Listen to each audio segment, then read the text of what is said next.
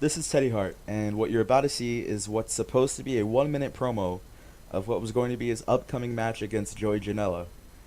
And let's just say the promo didn't end up being 1 minute. Enjoy. September 16th, the Hardcore Legend, the Nick Gage Invitational Tournament. And thank God I don't have to be involved in a death match yet. And I respect the guys that made this promotion famous and respected. And the risk they take in a business that a bunch of fans aren't being fooled. There's no extra pay for getting killed out there, but they keep doing it. And I ask these guys why, and they look at me and they say, because they love this fucking business. I said, that much, eh? And they said, yep. And I said, where'd you get that type of love for the business? I said, watching guys like you and Jack Evans, Nick Gage, Homicide, Ricochet, all these guys over the years that broke their fucking necks, Sanjay Dutt, AJ Styles, Samoa Joe, CM Punk, Paul London. I'll drop names all day of guys I watched in Ring of Honor or some CZW tape or another indie show, PWG, fucking kill it and make wrestling cool again. So when I go to the bar and I'm talking to some fucking gangster and he's got a drug deal to make and he doesn't want to talk wrestling anymore, he wants to talk MMA. I say there's a new MMA guy from fucking the UFC that just joined pro wrestling and he's a stud. And he's coming in there and instead of kicking guys in the head and trying to fucking hurt us, he's making us look great and we're working the art of professional wrestling, which means we wrestle 3-4 times a fucking week. You can't kill each other, but these guys kill each other and find a way to come back, and then I say it must be God. On top of that, these guys have to be fucking solid guys on the street. They gotta do the right thing when no one's watching. Otherwise, their karma would fucking make these guys end up in a wheelchair real fast. And I asked these guys, I said, how the fuck are these guys getting up? And how long have you been wrestling for? 5, 6, 7, 10, 15 years these guys are doing that shit. I watched Mick Foley and I talked to him about his matches and the shit he went through. I'm watching guys do, and no offense to Mick, and Mick will agree, I'm watching guys do in a year what Mick Foley did in 10. I'm watching guys do what Teddy Hart did fucking in 10 years and they're doing it in 3. And I'm going, holy shit, evolution of wrestling is here. Guys are watching tapes. Guys are going to the fucking home, the gym, the school, the amateur wrestling, doing anything they can, watching every single fucking bit of wrestling on every channel they can get their hands on, using the internet for what it's good for, which is free publicity for guys that want to call themselves pro fucking wrestlers that live the dream, that go to this thing called 19-hour drive for $50 fucking to watch a bunch of fans go, best match I've ever seen. I said, that was what you got paid. Some guy said that was the best time he ever had at a show. I said, imagine the love that guy who's watched a million tapes, got a million DVDs, spent every fucking dollar he had to watch wrestling. WWE Network, he's got all the different channels. And I said, why do you love wrestling so much? He says, because it was something I could never do. And I said, what makes wrestling so cool? He says, you never know who you could see. Anyone could be a star.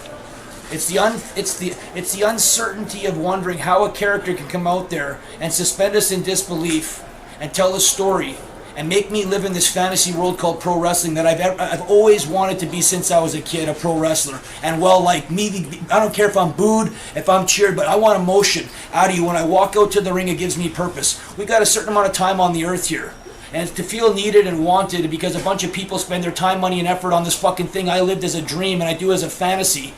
And I call it work when most people have to really do a lot of work and then call themselves wrestlers after they work the 9 to 5. And I said, I can't imagine that. Now I've lost everything I had, so to speak, and I had to get a 9 to 5 job and I had to go to jail for a while. And then I really come back with a whole new fucking thing going, holy shit. The Nick Gage Invitational. That poor guy spent fucking years in jail, came back bigger, stronger, faster, and running a promotion with a bunch of guys as a businessman. As a tycoon type of guy that's got a sense about bringing hardcore wrestling back, but then he books me every show and says, I want you to wrestle. Find ways of not going through a table. Don't do barbed wire because we got a thing called lobster and I want soup on the side and I want a steak. And I go back to my McDonald's, Wendy's, Subway shit. If you listen to my promos, there's a million styles of food out there, but made properly, done with the right love. I've had a different fucking dish, Vietnamese, Caribbean, I've had fucking Vietnamese with fucking Hawaiian, I've had Vietnamese with every single kind of soup I can imagine, I've had Japanese, I've had Italian, I've had a hamburger, a greasy shitty burger from Mexico that tasted good because some lady made it with love. And that's the different styles of wrestling out there. There's hardcore wrestling. I heard this guy say there's flippity flop wrestling. I said, fine, if you want to call it that, it's that. High flying wrestling. I've seen all around style. I've seen shoot style, strong style. I've seen fucking guys kill themselves in death matches. And I said, all wrestling is done with a certain love and respect and a certain level of excellence, as Bret Hart would say. There's a million ways of getting over, and I'm watching more and more guys take advantage of being unique and spreading their style out and passing the torch on and letting guys in our secret world and making sure people get taken care of. And it's the love for the other guy, if you understand this, that's keeping these guys safe. Because these guys should be fucking dead. The stuff I'm watching guys do, and even stuff that I'm having to do now at 37, which I didn't think I'd be having to do this shit anymore, they're making me step the fuck up and grow some balls again. I look in the mirror and go, if these guys are getting up and walking, and I want to call myself a legend, I better step the fuck up like Sabu did for years. With beaten up, broken hips, whatever he did, he still got in the ring and did the triple chair fucking moonsault. He still went off the top to the floor. I got Abyss still going through fucking I don't know how old he is. He's older than I am, still going through thumbtacks at a show for 100 people because he loves the goddamn business. And these are all icons and people I meet over the years, and I always ask the same question, what is the most important thing? And the guy says the fans clapping. That smile. And delivering something called, it wasn't really about the money, guys. It was about that the satisfactory of I'm going to a show, I got $80 to my name, and I walk away saying, fuck, that was the best $80 I spent. That was the best time. When I'm at work, I justify my existence doing a miserable job to spend my money on wrestling because I actually love it. So we risk our lives because you love us. And I say this to the fans, it's not about the extra money, it's about the extra smiles and the extra claps, because I live for claps and smiles. And if I can make a little money on the side to feed my family or to get my shit together, that's a bonus. But anyone that gets to be a professional wrestler and gets to wrestle in front of more than 100 people, you're living a fucking dream. And thank God for the wrestling schools and the progression of wrestling. I think wrestling's making a comeback. I think it's on the fucking up and up for hard work, quality, and a bunch of new guys that are hungry fucking sharks that are risking their lives to make professional wrestling cool again. Thank you. And this was a long promo, but guys, you know what? Every once in a while, Teddy Hart's got to come out and say, congratulations to Samoa Joe. What a fucking stud.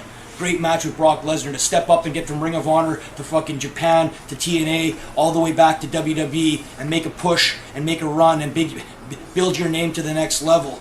Congratulations to AJ Styles. And thank God John Cena got in the ring with some of these guys, because now John Cena's having great matches. When I see a good match, I'm going to call a 5-star match, as I want the truth said about my match. I say the truth about you guys. I see a lot of guys on every level getting better. That's hard work. That's watching your shit. That's studying the business. That makes me, the fan, happy to go, these guys are taking this shit seriously. Because as I said, it's my money and my time. All I fucking got on this planet is my balls and my word. When I give my balls and my word, professional wrestling is the most entertaining fucking sport you're going to watch on TV again. It's the truth.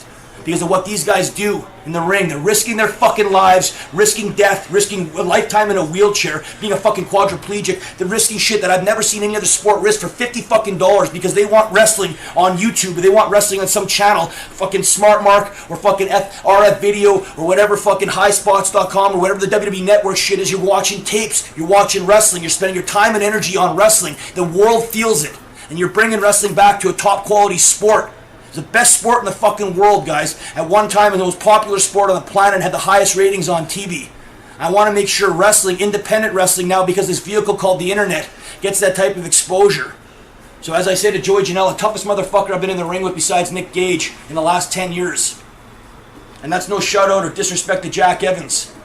But Jack Evans, like I said, I need to see you come back and take a couple shows, a couple bookings, and show why I said we're the greatest tag team on the fucking planet, and bring back my partner. Because I think Nick Gage and Joey Janela, me and Jack Evans would have a fucking tear down the fucking house 5-star match, and that's really all I care about, is having a good match and sending you fans home happy. So God bless you. Brett Lauderdale, Nick Gage, Danny DeMonto, thank you for having the balls to book this motherfucker and let me do my job and come out here and make you guys wonder how much we love you.